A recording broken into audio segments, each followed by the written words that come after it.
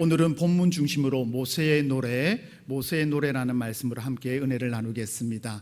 여러분 참 피곤하시죠? 피곤할까요? 예, 어느 교회에서 조사를 했습니다.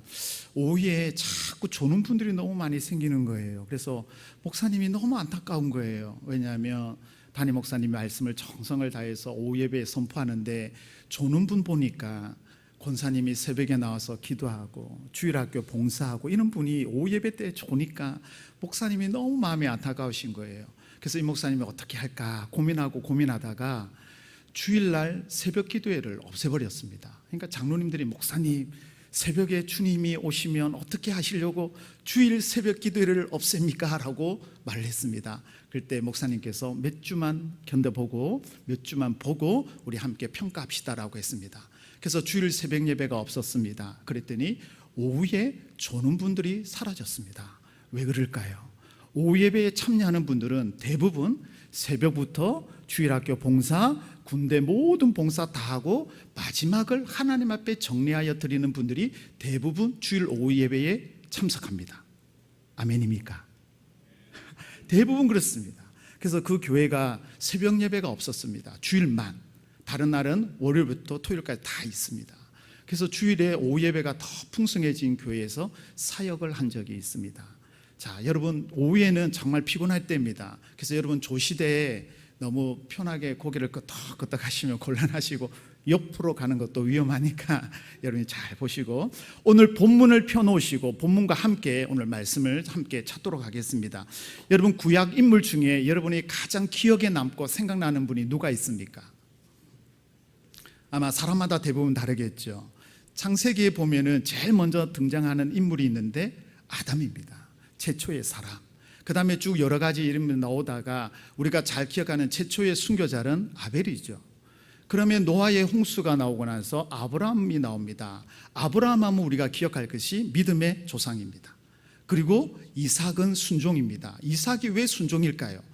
아브라함이 믿음으로 하나님의 말씀에 따라 살아가는 것을 보고 이삭이 무엇을 발견하냐면 아버지는 하나님 말씀대로 쫓아가고 믿음으로 살구나, 순종했더니 놀란 은혜를 누리구나라는 것을 이삭이 어릴 때부터 알게 되고 이삭은 순종이라는 단어가 따라옵니다.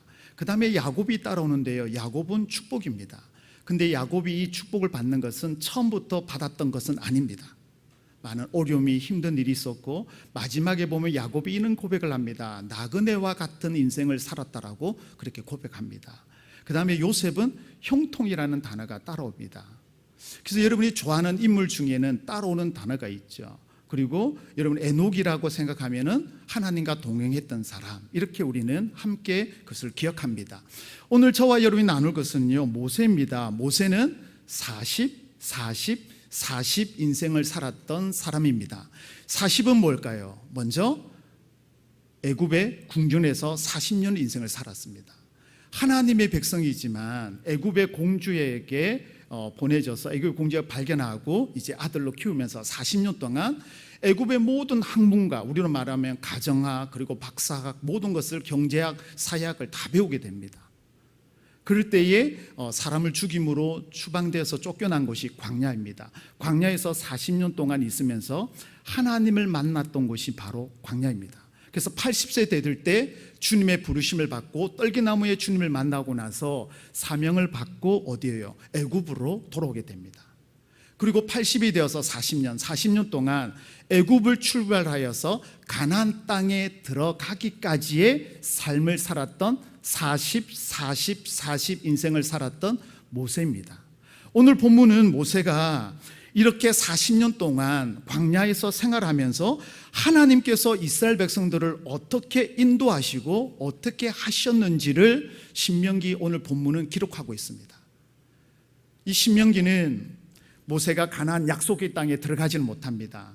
그러나 들어가기 전에 지금 우리 세대들은 하나님을 체험했던 세대, 하나님을 경험했던 세대인데 이제 가나안 땅에 들어가는 다음 세대는 하나님을 경험하지 못했고 하나님을 만나지 못한 다음 세대들이 너무 많은 거예요.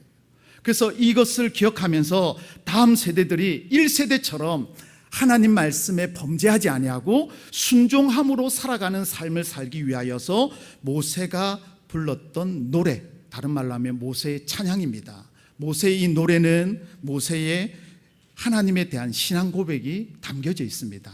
자, 그러면 이 모세에 대한 신앙 고백이 무엇으로 담겨진지 여러분 보시죠. 오늘 본문 보시면 2절 말씀 보세요. 2절에 보면 내 교훈은 뭐하고요?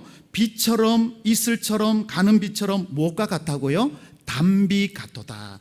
내 교훈은, 다시 말하면 주어지는 하나님의 말씀은, 나에게 주신 하나님의 말씀, 이 교훈은 나에게 무엇과 같았다고요? 비, 이슬, 가는 비, 담비라고 비를 비유합니다. 우리나라는 비가 흔하게 옵니다. 그러나 이스라엘에는 비가 잘 오지 않습니다. 이른 비와 늦은 비로 채워집니다. 여러분 보면 이 비처럼 내린다라고 돼 있죠. 이른 비와 늦은 비를 통하여 내리는 겁니다. 오늘 본문에 보면 이슬처럼 맺히나니, 이슬은 새벽 이슬입니다. 여러분 새벽 이슬 하면 생각나는 게 뭘까요? 새벽 이슬 같은 주의 청년들이, 그죠? 이슬이 내리는 겁니다. 어떤 분이 새벽 이슬 그랬더니 목사님 이렇게 말씀하시더라고요. 새벽 이슬 그거 아닙니다, 여러분. 새벽 이슬은 새벽 이슬 같은 주의 청년들이 일어나게 되는데 뭐요? 이슬처럼 맺히고 연한 풀 위에 가는 비. 여러분 연한 풀은 잘 휘어집니다. 근데 이슬이 앉으면, 가는 비가 앉으면 잘 떨어지지 않습니다. 그리고요, 담비와 같이, 이 말은 무엇을 의미할까요? 하나님께서 주시는 이 교훈 말씀은 메마른 땅에 비처럼 내려서 그 영혼을 뭐예요? 기름지고 윤택하게 한다는 말씀이에요. 우리의 상한 심령이 말씀이 임하게 되면 우리 말씀이 윤택하여져서 하나님이 쓰시기에 부족함이 없는 옥토와 같은 귀한 마음이 될 줄 믿습니다. 그래서 여러분 우리의 영혼이 하나님의 말씀으로 살찌워지는 거예요. 여러분의 인생이 50대, 60대, 70대이지만 여러분의 영적 나이는 어떻게 됩니까? 하나님의 말씀을 오래 받으면 받을수록 우리의 영적인 성숙은 더 자라나야 될 줄 믿습니다.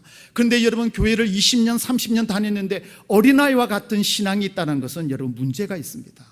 하나님의 교훈, 말씀을 들음으로 말미암아 우리의 영혼이 살찌고 영혼이 새롭게 되고 비처럼 이슬처럼 가는 비처럼 담비처럼 우리의 영혼을 새롭게 한다라고 말씀합니다.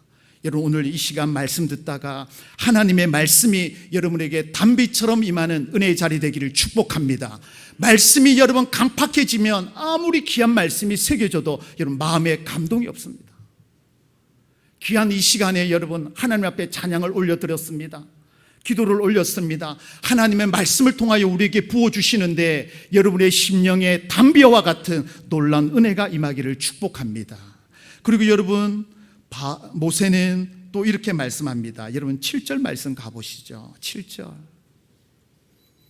7절에 보시면 명령어가 3개가 나오는데요. 물론 4개까지가 되는데 저는 3개로 좀 보려고 하는데 7절에 옛날을 뭐하고요? 기억하라. 또 역대의 연대를 뭐하고요? 생각하라. 또 밑에 내려오면 내 어른들에게 말하라, 물으라. 자, 모세는 이렇게 말합니다. 옛날을 뭐하고? 기억하라, 생각하라, 물으라라고 말씀합니다. 여러분 이제 저를 보시죠.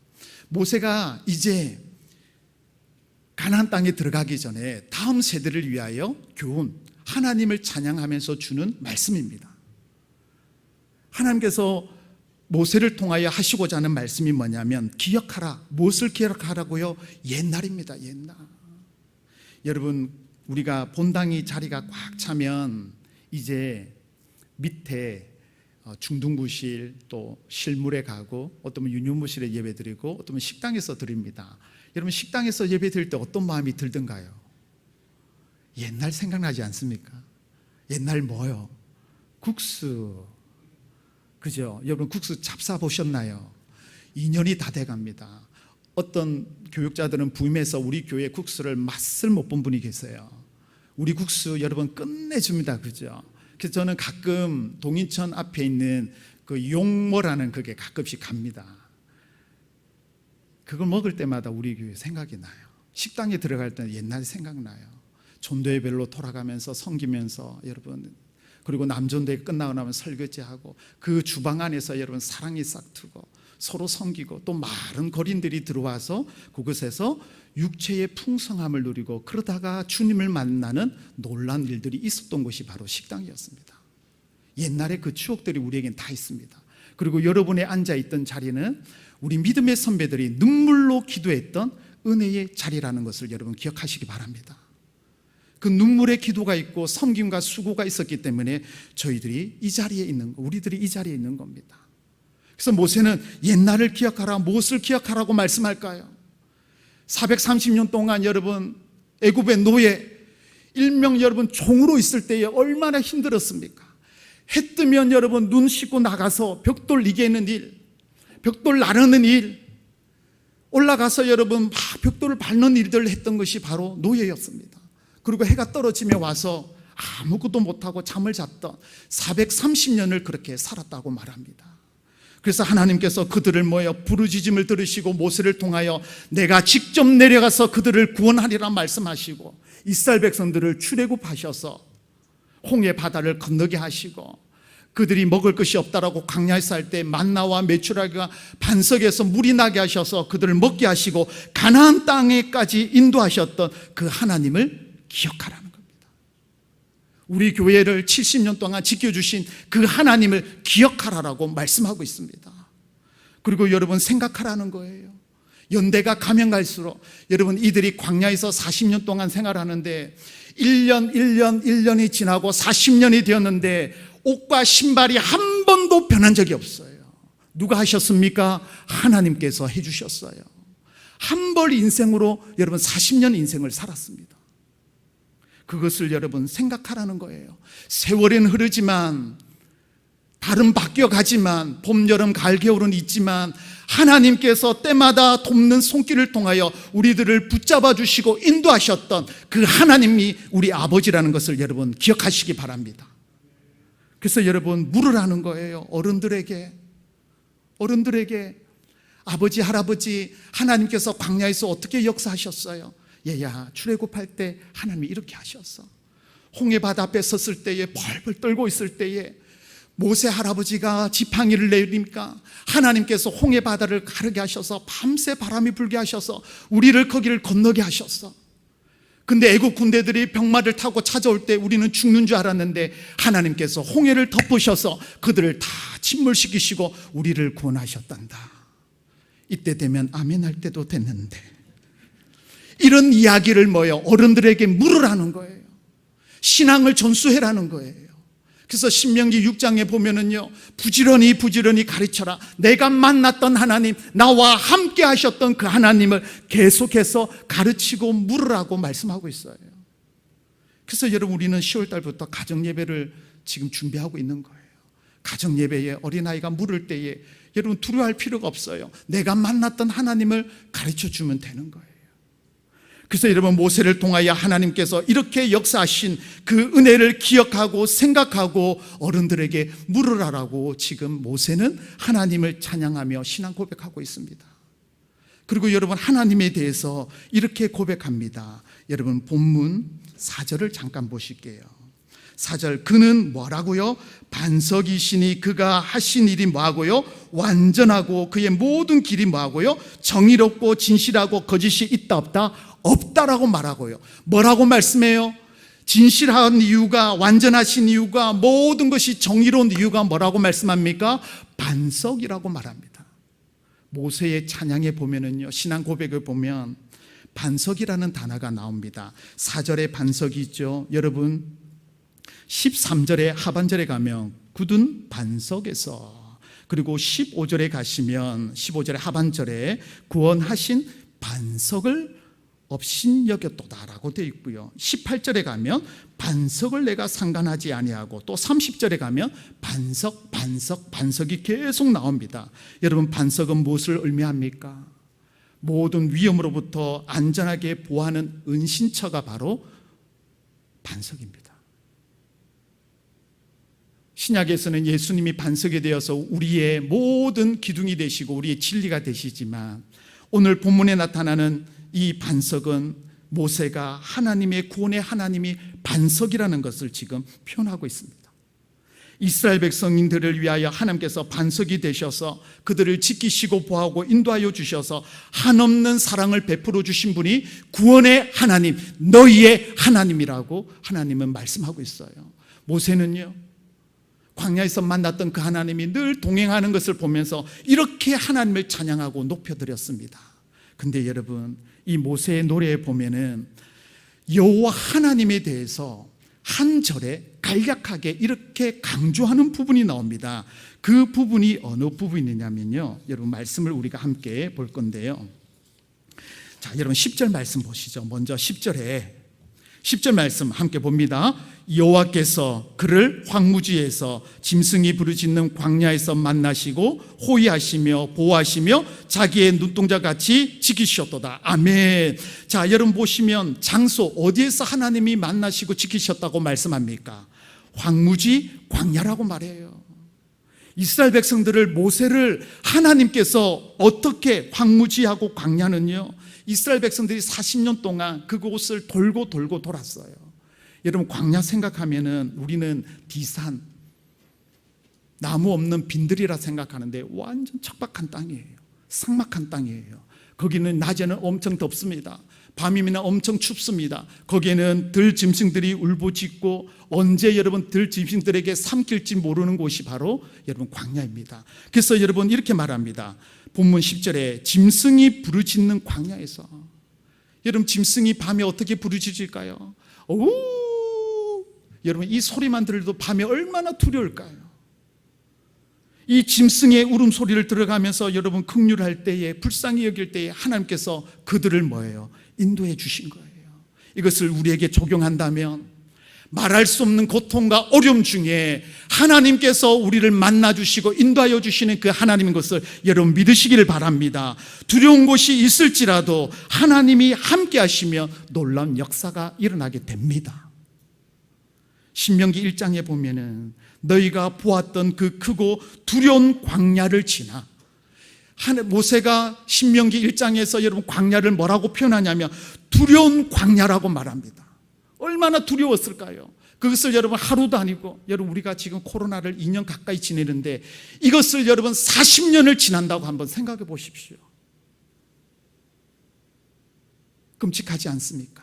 근데 그 40년을 지난 그 두려운 광야를 지냈는데 하나님의 놀라운 사랑으로 세심한 배려로 말미암아 이스라엘 백성들이 안전하게 가나안 땅에 들어가게 됩니다. 그래서 모세는 이 하나님을 경험하고 나서 내가 만났던 하나님이, 광야에서 만났던 우리 1세대에 만났던 그 하나님이 이제 다음 세대, 2세대, 3세대에게 계속 이어지기를 모세는 원하면서 오늘 하나님을 높여드립니다. 여러분 먼저 말씀 보실 거, 여러분 10절을 다시 한번 보시면 모세의 찬양 중에 강조하는 부분이 여러분 여러 부분이 있지만 저는 오늘 10절 말씀을 좀 붙잡았습니다. 자, 짐승이 부르짖는 광야에서 첫 번째 뭐하고요? 만나시고, 여러분 하나님은 만나시는 여호와 하나님이십니다. 오늘도 우리를 만나기 원하시는 하나님인 것을 여러분 믿으시기 바랍니다. 여러분 이 만난다는 말은 하나님께서 우리를 찾아오신다는 거예요. 여러분 예배를 우리가 하나님을 만나기 위해서 온 것 같지만 아니에요. 하나님께서 우리를 만나 주시기 위하여 미리 다 준비해 주신 거예요.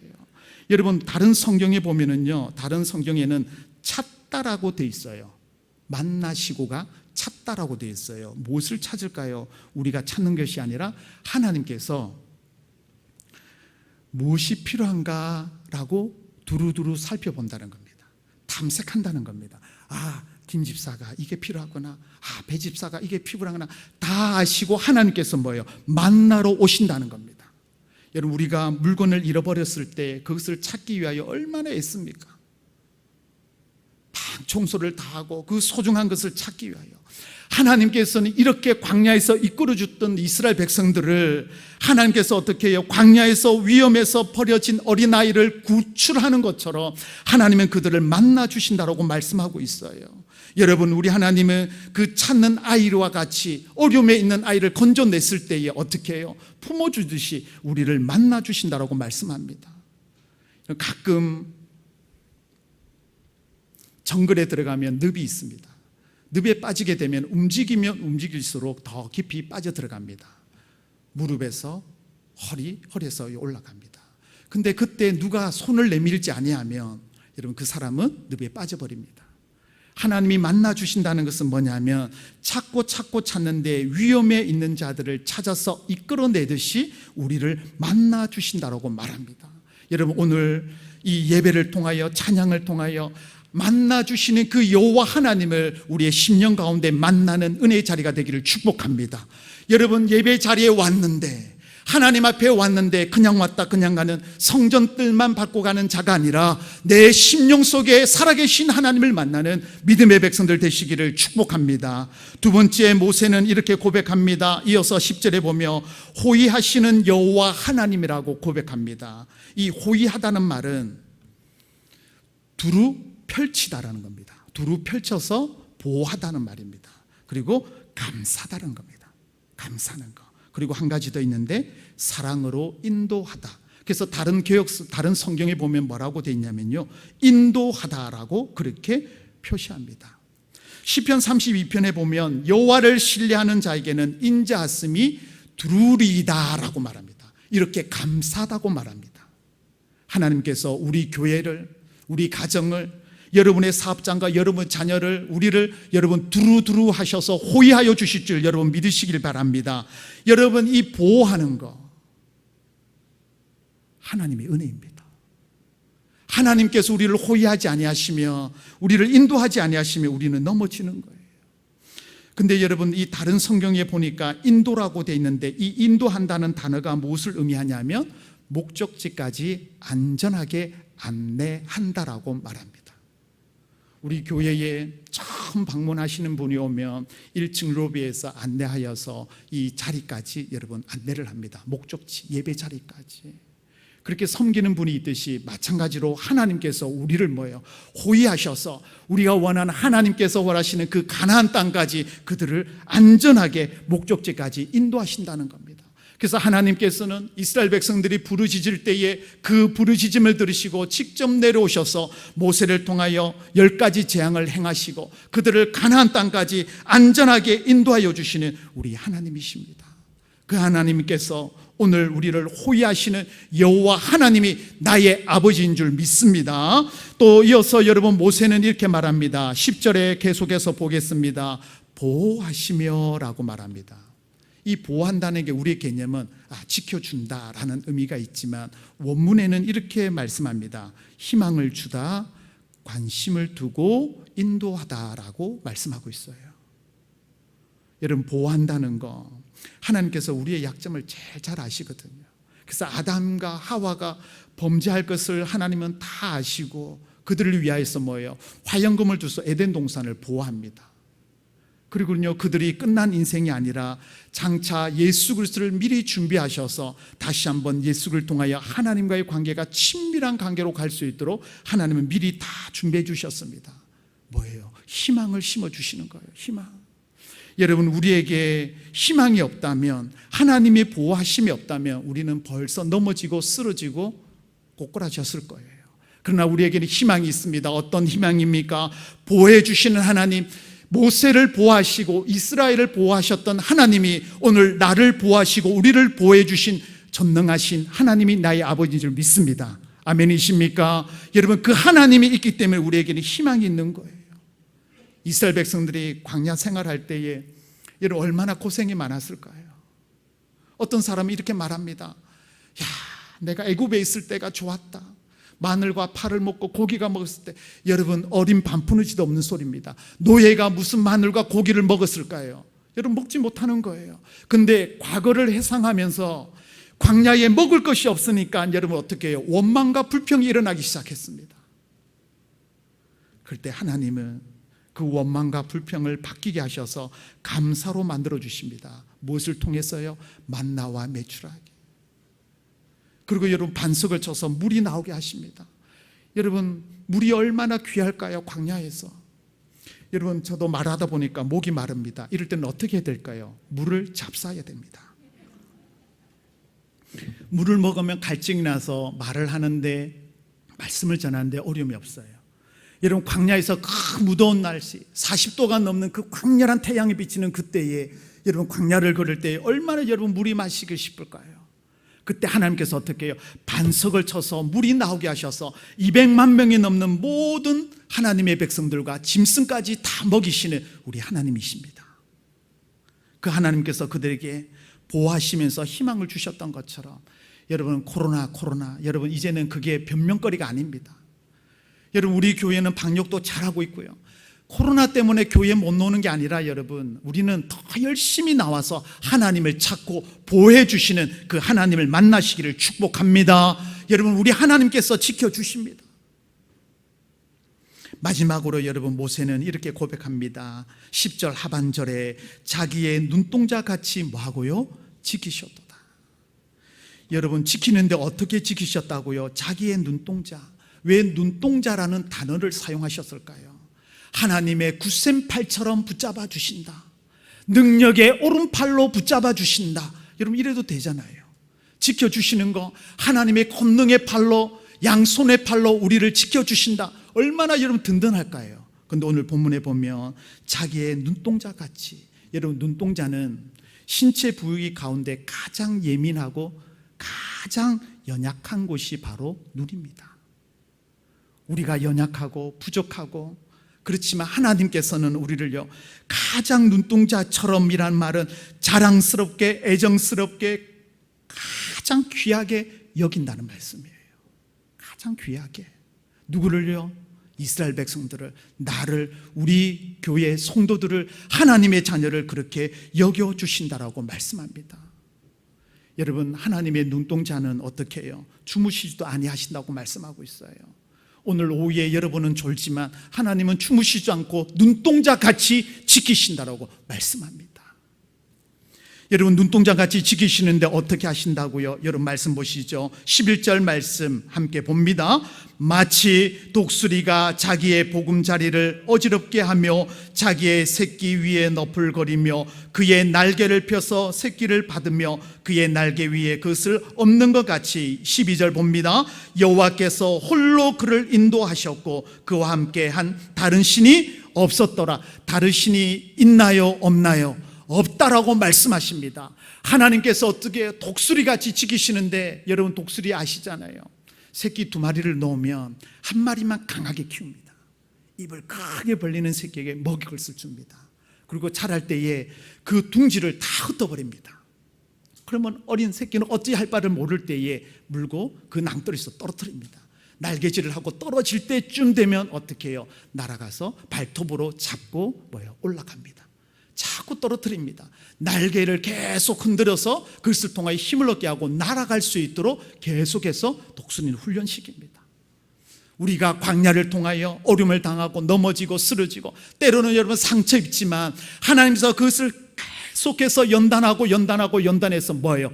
최고의 사람으로, 하나님께서 쓰시기에 부족함이 없는 사람으로 세우시기 위한 하나님의 놀라운 훈련, 은혜인 줄 여러분 믿으시기 바랍니다. 여러분이 지금 광야와 같은 길을 걷고 있다면 하나님을 만날 수 있는 가장 좋은 자리라는 것을 여러분 믿으시기 바랍니다.